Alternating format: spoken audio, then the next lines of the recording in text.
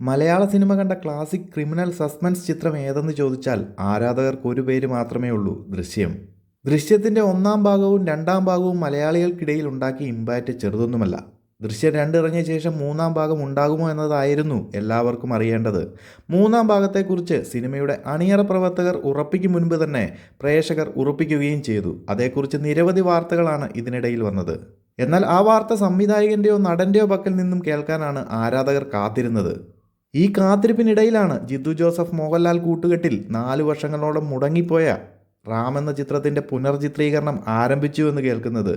ഇപ്പോഴിതാ പ്രേക്ഷകരുടെ കാത്തിരിപ്പിനൊടുവിൽ അതും സംഭവിച്ചിരിക്കുകയാണ്. ദൃശ്യം 3 വരുമെന്ന് ഉറപ്പിച്ചിരിക്കുകയാണ് നടൻ മോഹൻലാൽ. ഭൂതകാലം ഒരിക്കലും നിശബ്ദമല്ല എന്ന വാക്കുകളോടെയാണ് സിനിമയുടെ മൂന്നാം ഭാഗം എത്തുന്ന കാര്യം മോഹൻലാൽ പങ്കുവച്ചിരിക്കുന്നത്.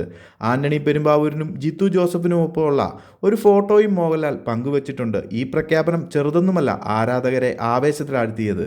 ഈ പ്രഖ്യാപനത്തിന് പിന്നാലെ നിരവധി രസകരമായ കമൻറ്റുകളും ആരാധകർ സോഷ്യൽ മീഡിയകളിൽ അറിയിച്ചു കഴിഞ്ഞു.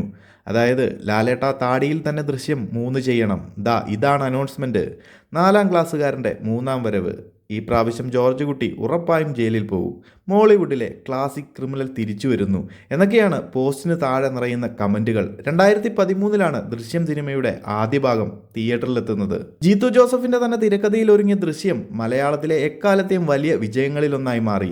പിന്നീട് 8 വർഷങ്ങൾക്ക് ശേഷം 2021 സിനിമയുടെ 2ാം ഭാഗമെത്തി. ആമസോൺ പ്രൈം വീഡിയോയിലൂടെയാണ് നേരിട്ട് സ്ട്രീം ചെയ്ത സിനിമ ഭാഷാഭേദമന്യേ സിനിമാ പ്രേമികൾ ഒന്നടങ്കം ഏറ്റെടുക്കുകയും ചെയ്തു. ചൈനീസ് ഭാഷയിൽ അടക്കം റീമേക്ക് ചെയ്ത ഒരു മലയാള സിനിമ കൂടിയാണ് ദൃശ്യം. എന്തായാലും മലയാള സിനിമാ പ്രേക്ഷകർക്ക് കാത്തിരിക്കാം ദൃശ്യം 3യിൽ എന്തൊക്കെ twist and turns suspense thriller ആയിരിക്കും ജിത്തു ജോസഫ് ലാലേട്ടൻ ഒരുക്കി വെച്ചിരിക്കുന്നതെന്ന്. അപ്പോൾ കൂടുതൽ സിനിമാ അപ്ഡേറ്റുകളുമായി മറ്റൊരു വീഡിയോയിൽ കാണാം.